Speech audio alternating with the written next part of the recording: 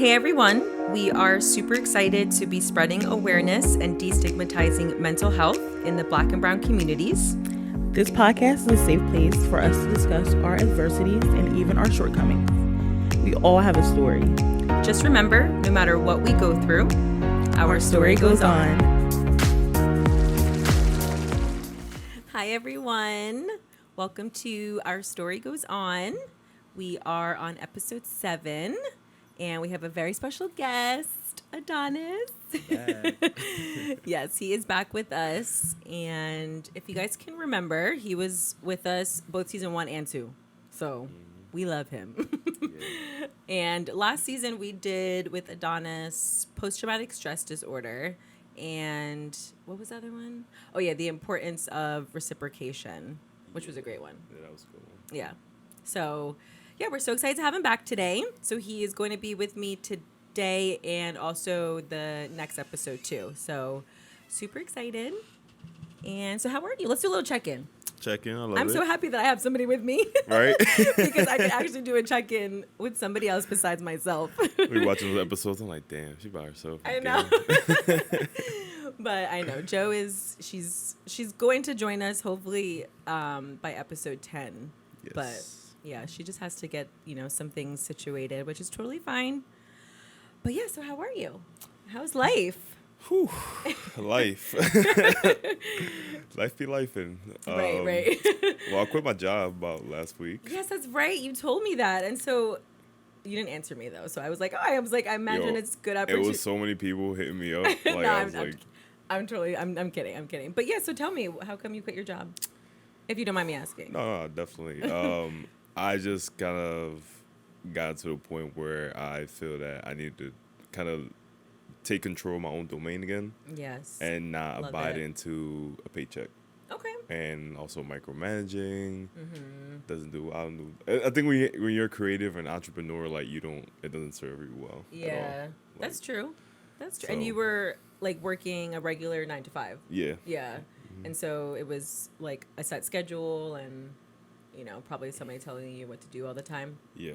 On top of like making sure that I do it a certain way. And I'm like, okay. I'm good. Yeah. But that's amazing. Well, as long as it was a decision that you felt was good and you probably, I'm sure, thought a lot about it before you did it. Oh, yeah. I've been thinking about my escape plan for a year. So Escape plan. Oh, so you were there for a year? Yeah, like a year and like 3 months. Oh, okay. Because I remember you telling me when you got the job, I think. I don't remember, it was like a year ago. Yeah, just about, yeah. Or maybe you had told me where you worked, and then I remember you saying, I think it was last when we were talking for you to come back on and stuff, and you were saying, I think we're trying to figure out what day works best for you, and I remember you even telling me then that you weren't really a fan. You're like, I hate it, but it's a job. Yeah, you gotta do what you gotta do. Right, yeah. But and I'm just choosing myself at the end of the day, and I've never been happier. So. All right, that's amazing. That's good. Yeah. How good are you? I'm doing good. I'm good. Can't complain. I want to talk so bad about certain things that are going on in my life right now, job-wise, speaking of job, but I don't want to jinx it. Hey, look, you only jinx it if you believe it. Right. Yeah. So, but I've been really good. I did a little bit of, like, this month of August has been kind of resetting for me in a sense. I've been able to get back into my daily routine and just like, I don't know, like something's kind of like reset in my life. I can't really describe it, but I'm just like feeling better. I'm feeling happier.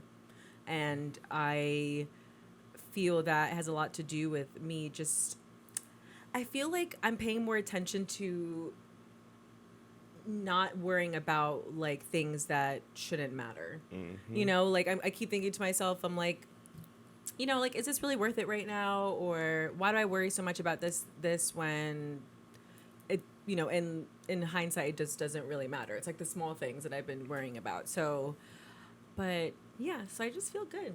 That's good. Everything's good. Everything's kind of like, reset. So I'm good. I love that. Yeah. One quote I always like abide to is, things don't matter unless you give it meaning. Yes. Yeah. I like that. So no matter what it is that you give domain or control, or you make that come to reality, no matter what it is, even if it's finite or definite or whatever, it only matters if you allow it to matter. That's very true. Yeah, it's funny. I was actually at lunch with one of my really good friends today, and we were talking about like when we're trying to control something too much, it won't happen. Like, Literally, you know what I mean? Like, she was talking about how, you know, she feels that when she tries to go, like, when she tries to lose weight or when she tries to eat better, she's just like, I feel that when I pay attention to it so much that I, like, gain weight. Mm-hmm. She's like, I think I put too much thought into it and I try to control every aspect of it and it just doesn't work. Yeah. And I was like, yeah, it's a pretty good way to put it. So yeah, I mean, stress can also, you stressing yourself out can also make you gain weight and stuff like that. Yeah, so that's true, because you're stressing out about it. Yeah. I didn't think about it like that. But I also think what's helping me is that I'm back in therapy, which has been really amazing. And I haven't been in therapy since before COVID because I didn't want to do therapy on a computer. I feel you. Yeah, I mean, me being a therapist myself and doing virtual therapy, it's really difficult. And so I just didn't want to do it. And everywhere for like 2 years was like, yeah, we're just doing virtual. And I'm like, I just wasn't a fan of it. So I found a therapist that's literally 5 minutes from where I work right now. And she's great. Like, she's put, and I think actually that's what's really helped a lot. She's put so many things into perspective for me. And I'm just like, wow, I didn't even look at it that way, you know? And I mean, that's the point of a therapist, right? But, so she's been really great. And I see her every 2 weeks and she's just great. And she knows that I'm a therapist too. So we, like, you know, sometimes we'll talk about that kind of stuff together, but not about our clients, just about like the therapy world and, like, you know, so yeah, so I think that's helped a lot too. So she's been really great. Yeah, so dope. Yeah, I started going back to therapy too. I probably talk to my therapist like once or twice a month, just because I'm a very reflective person. Mm-hmm. I'm a person where, like, once you give me the tools, I'm gonna use them till they are rusty. Okay. And then I'll go back to therapy to resharpen them and stuff like that. Okay, that makes sense. No, I mean, because my personal thing with therapy is, I think the issue with modern culture with therapy is people become too dependent on it. Yes. And then it's like, oh, I can't function without a therapist. It's like, no, you can function, but you have to use the tools that your therapist has taught you. Absolutely. In order to navigate around situations in your life, you know. And it's 100%. It's just so much. Yeah. There's so much to it. No, you're 100% right. I mean, it's a lot. I mean, I dealt with that at the job I was working at before. It's a lot like that because we were also such a huge agency that we had, the waiting list was always so long. So we wouldn't, like, kick people out of therapy, but, like, we realized, okay, we've been working together for, like, a year now, right? Let's maybe talk about pushing you out, you know, why don't we go to once a month, or, you know, what are your thoughts on discharge? Like, and then a lot of them would be like, what do you mean? Like, you know, and it, like, and it's, you know, and so it's, and that was hard though, because it kind of became to a point where there were a lot of people that, yeah, you definitely need to continue. And then I, like, had my hands tied. You know, because I'm like, well, I still have someone to answer to. And, like, I've been working with you for almost 2 years. And now they're telling me that, you know, it's time to reevaluate your case, all that stuff. So, but you are right, though. A lot of it does come from a place of people feeling like they can't do things on their own. Because I always say therapy is a two-way street. Yeah. It's a two-way street. Like, it has to be something, like, if we're talking about it in something in session, you have to make sure that you're taking that, what we talk about in session, outside of that, too. And I always, especially, like, when I work with my younger clients and the parents, I always tell them, I'm like, especially because most young kids come to me for, like, behavioral issues, like not listening and anger and all that. And, you know, I tell the parents, I'm like, I'm not a magician. Yeah. Right? I'm like, so, you know, we've been working together for 2 months and they're still the same, like, it has to be a collaborative relationship. Like, they come to see me for 1 hour, 1 week, you know, once a week. Yeah.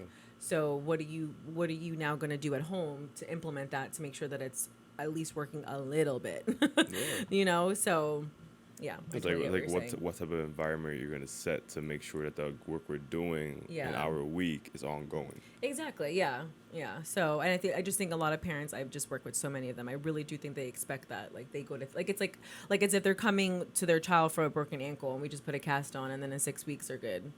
You know? Yeah. But it's way more work than that. Trust me, yeah. So, but yeah. So other than that, everything's good. That's good. Yeah. Happy to hear that. Happy to hear all that. Yeah. So for today's episode, we are going to be talking about rediscovering masculinity. and Adonis was the one who came up with this idea because before we started season 3, I had went on our Instagram and asked for what are some things that you guys want to hear or any ideas for season 3, and Adonis had answered and put Rediscovering Masculinity, which I love because I feel that not that we don't talk about like male issues, because I think a lot of our topics are not really like gender bias at all, but I think when it comes to mental health and like males sometimes don't really have the strongest hold on their mental health sometimes, or management of their mental health. So I think it's a great topic. And I wanted to also talk Adonis about a space that he created for just strictly males, right? Yep. Yeah. So I'm super excited for today's episode. That's gonna be a good time. So yeah, like tell us a little bit about the space first, and then maybe we could talk about other things, related to that. Go into some dialogue. Yeah. So it's a men's space called A Space for the Homies. The idea came actually post DR trip. So I know we talked off screen about it. Yeah. So I went back in November of last year. I went to go see reconnect with my father after like 14 years of not seeing him. Wow. It was a very touchy moment because it was like a very pivotal. It was a very pivotal experience for myself as a man, just to really see like what was I lacking in those years, what I didn't have them. Right. And I realized it wasn't really much. And I don't mean that in like a belittling way, but I'm more of a man than my dad is. Okay. Because of his absence. So I had to kind of like become this version of what I would think my father would be, or the ideal male figure. So going through that journey and everything, and just I remember posting a reel of like a recap, and I remember that. had a lot of guys and women DM me about just like just talking about the reel, like how brave I was, and this and third. And for me, it's not really much about like the compliments or whatever. It's more of like, wow, it's the fact that this isn't normalized. Yes, right. That's a really great way to put it, because people are probably messaging you like saying thank you, right? Like, thank you for talking about this or something like that, right? No, absolutely. Yeah. I had a guy reach out to me, and he said that it inspired him to reach out to his dad. Wow. That's amazing. Yeah, and that touched my heart. And I was like, all right, well, how can we get more men to that point if that's something that they choose to do, whether reconnect with their mom, with their dad, or with someone. But I think it was a lot bigger it's a lot bigger issue than that. It's something that I realized, especially in Philly, is there's a lot of women support group. Like, there's a lot of like support group for women, kids, and stuff like that. There's nothing for men really. Yeah. So I started A Space for the Homies just to give men a space to express through meditation and yoga, but also having a circle of expression where we just talk. I love that. I really do. Yeah, no, it's been good though. It's been really good, and just seeing how the guys appreciate it. Because even if it's not like a deep conversation that night, it's just the fact that we can just be bullshitting and just talking. Right, exactly. And feeling safe to do that. Exactly. Right. And I remember when you posted the first one on Instagram, and I was upset because I know people talk about the Instagram algorithm all the time and how trash it is. Yeah.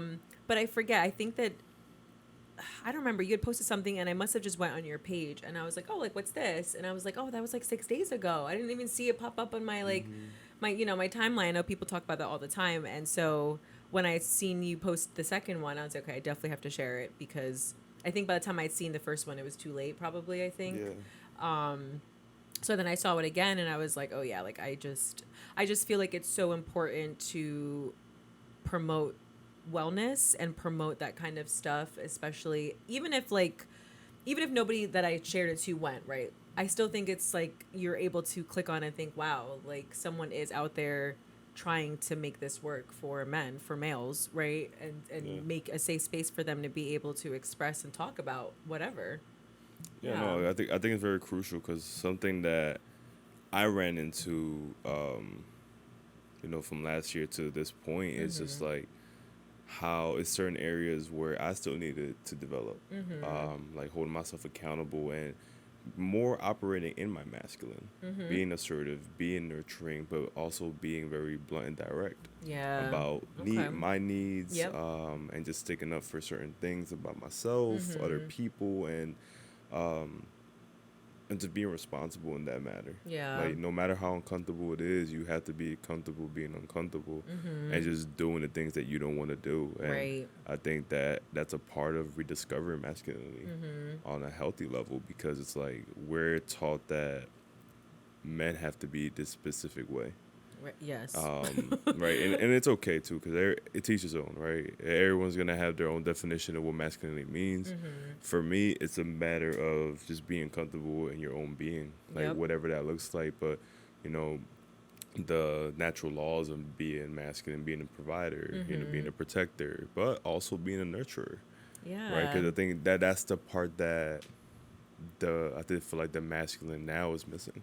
Absolutely. Because I remember just like seeing other kids with their dads, and whenever something happened, they bruised up their knee or something, their dad would be right there. Yeah. Right? And the way people would say, oh, he's protecting his child, but what are you protecting him from? Right. More as nurturing. Right. That's true. Yeah.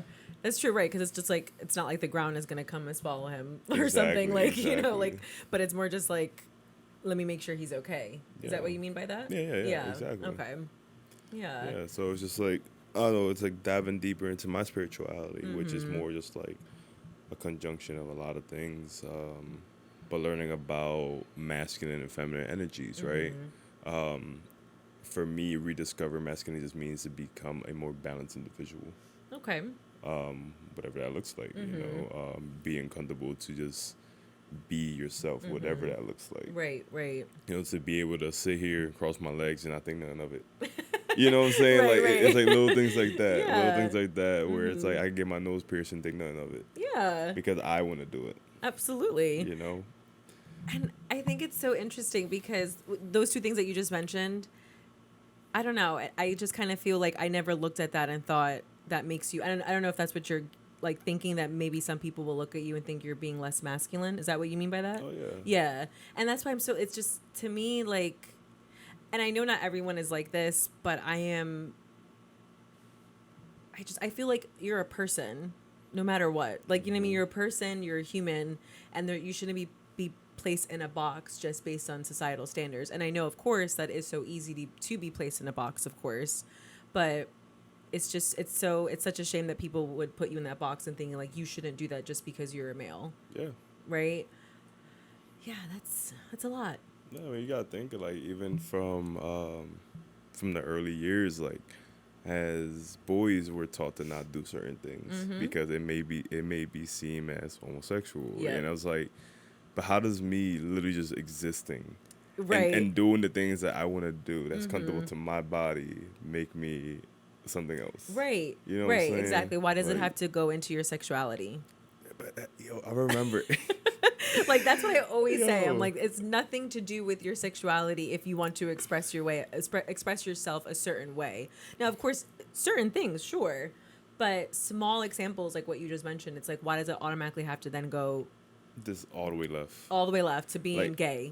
I remember the one time when I played college basketball, and I remember one time, you know Hispanic culture, get your eyebrows, like, oh my goodness, you know what I'm saying, like get the nails done, everything, like, yes, you see Bad Bunny? Yeah, right, but that's what I'm though. saying. But it just we're taught good hygiene growing up, but like to anybody else outside of the community, it's looked at, oh, he's gay.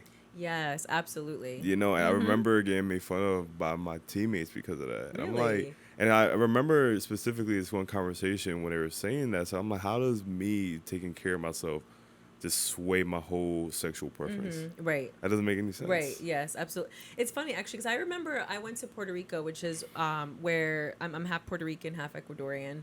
And I went to Puerto Rico technically for the second time, but the first time I went, I was like a baby. And this is my mom's side. And so the second time that I went, when I could actually like fully remember, was when I was 14. It was the summer before high school. And I remember exactly what you're talking about. It's just so different down there with the way that the men express themselves and dress, or like I've discovered that they all like hate body hair. So they like shave like they shave their arms, they shave their armpits. Like that's just how it is down there. Yeah. Or at least that's like what I had experienced. And it's just something that I was, you go up to, you're like, wait, what? Like men shave their armpits too? Yeah. And then it's like, it has to be this like thing where, oh, well, only women are supposed to do that. And then it's like, no, it's just, maybe they just don't like it. And then they just chose to just, to do what they needed to do to make themselves feel comfortable. But that's such a hard thing for people to grasp nowadays. Yeah. I don't know why though. I know. I get so frustrated about it. I really do. Like I work with this 14-year-old female, and she's 13. She's 13, and she comes across. She has short hair, and she dresses. I don't even want to say she dresses like a boy. Cause I'm just kind of like, she just wears like baggier stuff, or she just doesn't come in wearing tight clothes and dresses. Like that's just really what it is. And I feel really bad because she expresses multiple times about how much her dad is forcing her to do things to look more like a girl. And, and she's like, oh, I don't care. I don't really care. It's all right. And I'm like, are you sure? You sure you don't care? Because you've talked about it a few times, and I just feel so bad for her, because she's like, I don't really look at myself as like, if somebody wants to call me a boy on accident, she will sit there and say like, all right, well, I don't really care about it. Like, it's fine. Like, if I come across as a boy, I come across as a boy. If I look like a girl, I look like a girl. And she's just like very, I think, emotionally intelligent in that aspect. And I just feel really bad, because like she cut her hair even shorter, and I was like, your hair looks so good. And I asked, I'm like, how did your dad react? And he wants me to start wearing makeup now. Yeah. And I'm like, so makeup also now equals girl? I'm like, that also, I mean, I'm like, oh, okay. And so it's just like one of those things that it's tough, because I feel that she can't fully express herself without somebody around, like at her shoulder saying like, no, you have to do this, you have to do that, you have to wear this, just to make sure that people don't think that you're a boy. Yeah, it's that micromanaging shit I was talking about. Yeah, right. But like, no, literally, I think, so when it comes to expressing, right, I think, especially when you have a child, I don't have a child, and I know you don't have a child, but what I come to understand is that love is free. So no matter what the person's doing, no matter how you may want them to act, you have to allow them to be their own individual. Absolutely. And that could be with, again, my definition of masculinity may be different than someone else's. And I have, have you ever read the book, The Subtle Art of Not Giving a Fuck? No. It's a really good book. I was like, sounds like a good book. But it teaches you to just not give a fuck about a lot of things. Okay. To be very selective with the fucks that you have. Okay. Because we only have so many to give, right? Very true. And for me, it's I'm very selective of where I put those things at, and it's like, for example, like, because I am Hispanic, it's like, why are you growing your hair out? Why isn't it short? I'm like, because I don't want any of that. Yeah. Right? Why did you quit your job? Because it wasn't making me happy. But it's like, people would choose the superficial aspect Absolutely. of, having the accolades of, oh, you got a good job that pays you. Why don't you just stay? I'm not happy. Right, yep. Like, you know what I'm saying? But I think once you reach this state of, like, you're not really tied to the superficialness of a lot of things, that's when an attachment goes into a lot of aspects. So, so for me, it was this one podcast. I think we might have spoke about it last time, but it's called Man Enough. The Man Enough podcast. Not Man Enough? Man Enough. Oh, Man Enough. Okay. Yeah. And I remember the first episode that I listened to, and the statement that stuck with me was, a person can mimic something they never saw. And he was referring to masculinity, be saying that, he never saw a positive male figure in his life. So how can he be a positive male figure in his own life? Okay, yeah. Because it's like, you hear about toxic masculinity, but it's not necessarily that masculinity is toxic, it's the lack of it. true masculinity. Yes. You know? I like that. That is such a good point. Because you're right. People do talk about toxic masculinity all the time. And you're thinking, no, it's not about it being toxic. It's the lack of it. What's missing there. What needs to change in a sense. Yeah, because I feel like the masculinity that we know of today that we continuously judge and call toxic is the lack of it. So you'll see a boy act out because, for example, I came from a single parent household. I was one of those kids who acted out because his father wasn't in the home. Yeah. So when a person, because now we're talking about gender roles, which I don't believe in. I saw both my parents do things that are considered a woman's job and a man's job, right? So Very Hispanic too, though. Very Hispanic. Yeah, very old fashioned. Like I saw my dad cook and clean and do the laundry, and I also saw my mom take out the trash and do everything that he did too. Oh, okay. So That's for good. me, it was just more of like, if you see it needs to be done, just do it. No, I grew up in a very gender role household. Yeah. But it wasn't like where my father would be like, he wasn't like demanding my mom to do that. I think it just, at least that's how I envision it. I think it just kind of happened that way. Yeah. I don't think like it was just, but that's how I definitely grew up. It was my mom she cooked. My dad never did that. My dad's gotten a lot better as we've gotten older, but it's just so funny. Like I love my dad. He's the best, but we're always saying like he would be helpless without my mom. No, and that's how it is. But he has definitely like contributed. Like he's definitely learned. Okay, this is how you load the dishwasher. Like and it's something that like he's definitely grown. Yeah. Since I was a kid. Let's just put it that way.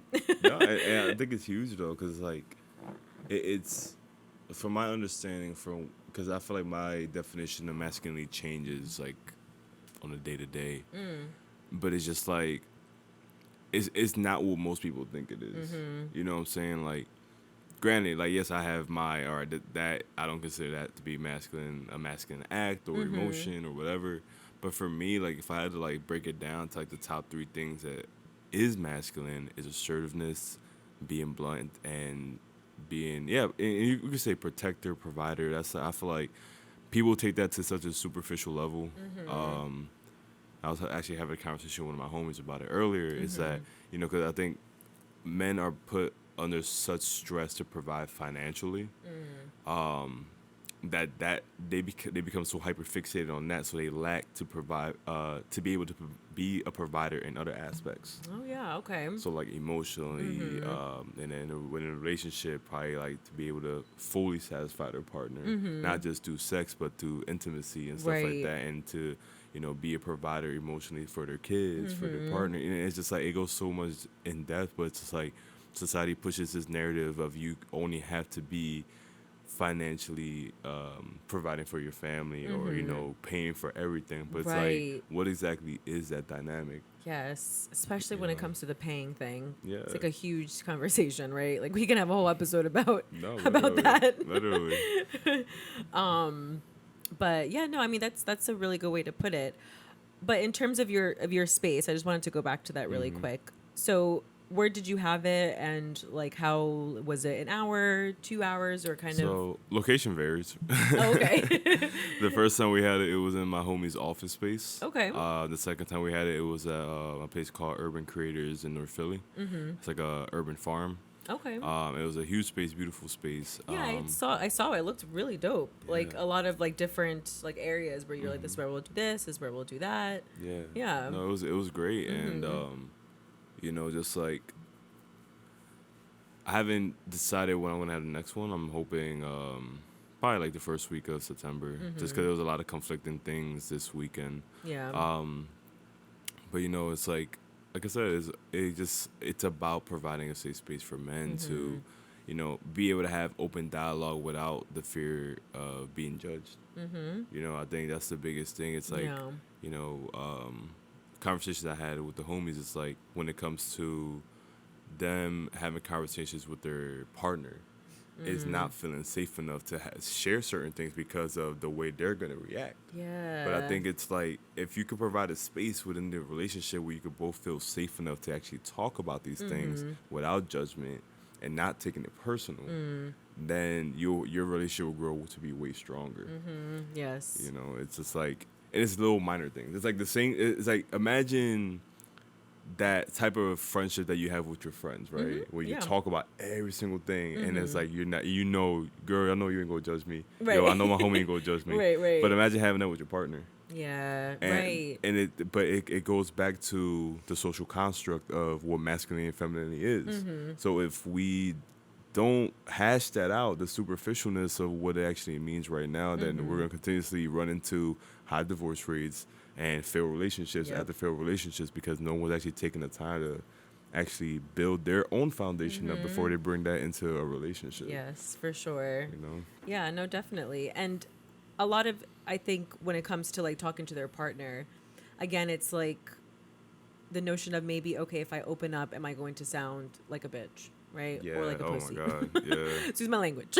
No, look. But like, I think that's where it comes from. Right. And I don't know where that comes. I mean, I know where it comes from. I mean, we've been dealing with this for as beginning of time, right? When it comes to like the masculinity and everything. But you're right. Like when you hear about partners who say that, okay, she's my best friend, he's my best friend, right? But won't talk to them. Right. Won't sit there and say like, you know what, I'm having like a really bad day and this is why or whatever. And like just, or whatever it is, just maybe just talking whatever needs to be talked about. You know, and it's just like sometimes it's just like super surface level in a sense. God, Yeah. I think it's huge and very important to really talk about that right there. It's not that you can't talk to your partner. It's you're literally telling yourself that because of society, you as a man can't show emotion or express emotion. Exactly. Right. But there's also a huge thing where like how much is too much because you don't want your partner to be a therapist. Yes, You that know? too, 100%. Mm-hmm. So it's just like, how do you find a good balance? It's where like I'm gonna talk to my therapist about this, but I want to kind of just run it by you, just to kind of, so that that way you know where I'm at, and so that way you don't think it's about you. Yes. You know, and I think it's so important to have that such open and clear cut communication within a relationship, which I learned for myself. To the way I show up in my friendships and partnership and everything like that, it's like, how would I want to be communicated to and like, Yes. you know, I think it always comes back to that question. Yep. It's like, if I were my partner coming to myself with this issue, how would I want it to be communicated? And that's why I said a good way earlier, to put you it. have to be comfortable being uncomfortable because sometimes like we all say, oh, just tell me how it is. I'm like, but you can't take that shit. Right. Like you can't take being 100% honest because Right. then, excuse my French, but. And by no means am I referring to women when I say this phrase. You're gonna take it like a bitch. Right. Like you are gonna take it like a coward. You're gonna take it to like a person who is soft, Right. Because like, oh my God, I can't believe you said that, or it's gonna rub you the wrong way. But again, it's like if you're taking it personal, Yep. then it's gonna rub you the wrong way. That's true. Again, like internalizing and not learning how to take things personal and like taking a step back and thinking, why is this person saying it this way? Yeah. Right. And maybe it's more about them and not necessarily all about me. Yeah. Yeah. 'Cause I think it's also just like important boundaries to set when it comes to venting and providing that safe space for your partner, whether it's a male, female, but just in general as a collective. Because at the end of the day, it's like, why are you married? Why are you in a relationship? Why are you in a partnership? Yeah. Because if it's just for the superficial shit, then you got married for the wrong reasons, right? Of course, So, yeah. but it's about because you're choosing a partner to go through this life shit with. Yes, So, absolutely. and because you're the most compatible person, you know right, what I'm saying? right, or you're the most good looking, or Right. like, because all those kind of things eventually fade. Yeah, exactly. Yeah. So it's just like, what else can you establish within your relationship to establish longevity? Yeah. Because it's like, if you're saying that, well, this person looks good, 'cause I've been guilty of that, where I've chosen someone else because they look better than somebody else, right? But then ultimately, it's like, damn, I should have chose a person that Yep. I was least attracted to because they actually have the qualities that I would want in a future partner. Right, in like a life partner. Exactly. Yeah. So it's just like, I think number one is you should be friends first. And what I mean by friends first, I mean, yeah, you could express you guys have romantic feelings for each other, but I think it's still establishing a very sound relationship, Yeah. friendship, so that way you can have that safe space because I can talk to you as a friend versus, oh, I'm in this like romantic state of being where I have to be the man in the relationship, where I have to pay for everything, where I can't show emotion because I can't do this. Because you know, it's, like I said, when you're with your homies or with your girls, like you're not thinking about how they're gonna judge you.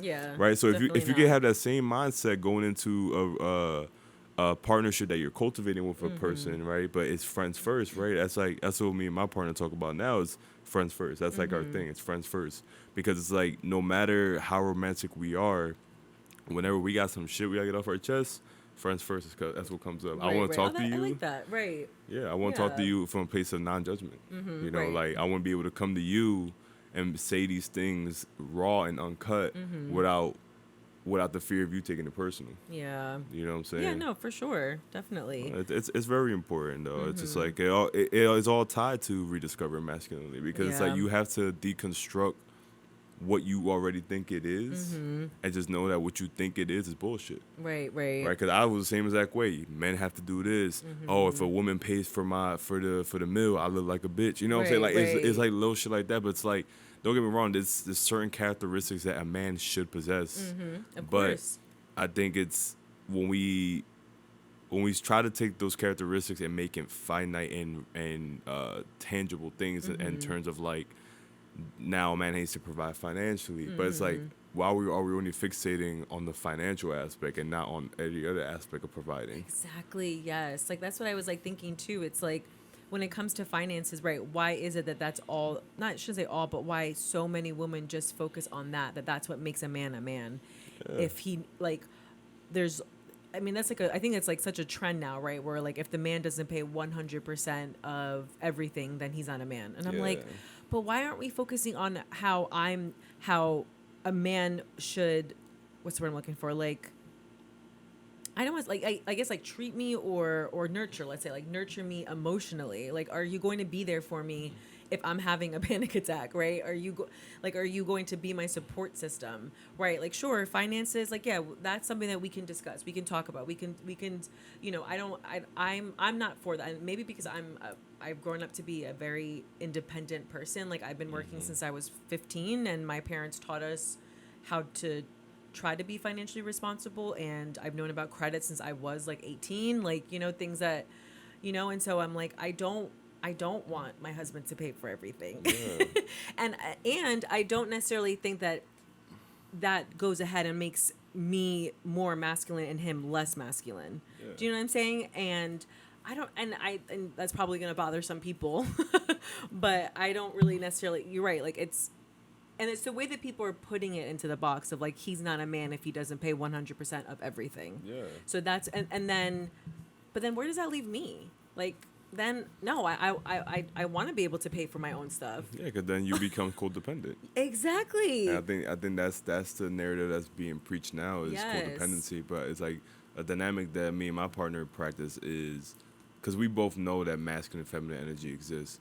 It's knowing when I'm going to turn my masculine up versus when I'm going to turn it down and let her be acting her masculine. Sure, it doesn't make me any less of a man, because technically, biologically, I am a man, right? And that's the reason why you have men who act more in their feminine energy, and you have men who are balanced like myself, right? And people who act more in their masculine. Right. But the thing is, it's like, again, it's more of how aware are you of your feminine energy?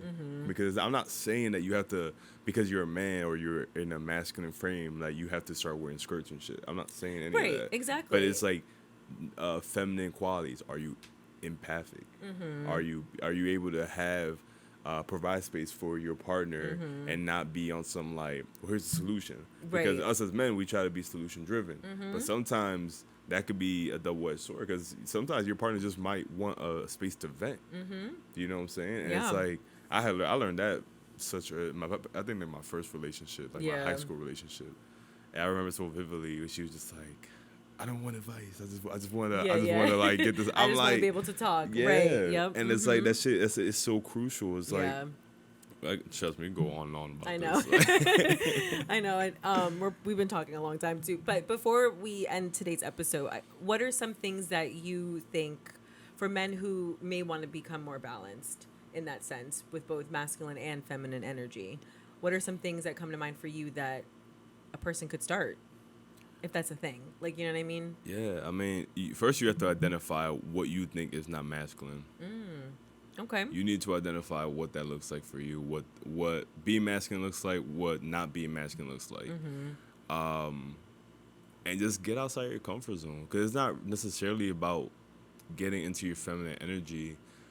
Yes, there are things that allow you to be more softer, like yoga, meditation, and stuff like that, to kind of become more grounded. But it's just finding ways where you could just be honest with yourself. How I started my journey to become of a more balanced individual is just, how would I treat my inner child, right? I think we talk about inner child healing all the time, but what does that actually look like? So the same way you treat a child, all loving and nurturing, treat yourself like that. And I hate to break it to y'all, but that's a feminine quality. So there's no, I'm a man, I'm this and that, but it's like, no, like, if we're being frank, that's a feminine quality, being nurturing, being caring, and stuff like that. And just how can you show up in that frame of being, but also remaining in your masculine frame? Remember, how can I be a provider and not just be a provider financially? How can I provide space for my partner, for my homies, for my girls? You know what I'm saying? Like, and it's just gonna domino effect from there. Like, don't be patient with yourself, especially if you're a person who comes from a very hyper masculine background, like myself, like in sports and everything. And just also just dig inward. Like, again, it's all introspective. Like, you can't show up on the outside if you yourself are lacking those qualities on the inside. So just be cool with yourself, nurture yourself first, so that way you can nurture those around you. So yeah, I think that'll probably be my those were all really great. Yeah, no, for sure. I mean, and again, it's just about, like, I think most of all, being patient with yourself. And that's really what I think it is too. So yeah, so that's really good. So anything else come to mind before we close out for today's episode? I sound like I'm closing one of my sessions. I think the biggest thing I want to leave you guys with, and I don't mean guys as men, just everybody. Everybody. I know there's probably gonna be someone out there. Right. Just take it easy. Take it easy. Don't rush anything. Don't force anything. Allow things to naturally flow into your life, because like, the more we put more stress into everything that we're trying to cultivate in our well-being, in our life, the more we push it away. It's more of like, how can I put this energy in it today, and then kind of just let it go. Like, when it comes to manifesting and attracting things into your life, it's not a matter of control. It's about allowing it to run free, just like love. Like, you wouldn't want a possessive love where it's very constricting, you can't do shit. So it's the same way you got to treat your life. You know, if you're a person who wants to become more soft in your life, or I've been seeing on social media, my soft life, my soft era, you have to let go of certain ideologies that are preventing you to becoming more soft and more balanced, or whatever the case may be, or whatever you're striving to look for into your life. So just be gentle and do what you got to do to be you. Do what you have to do to be you. All right, guys. Thank you so much for listening and joining, as always. And we will see you for our next episode. Thank you.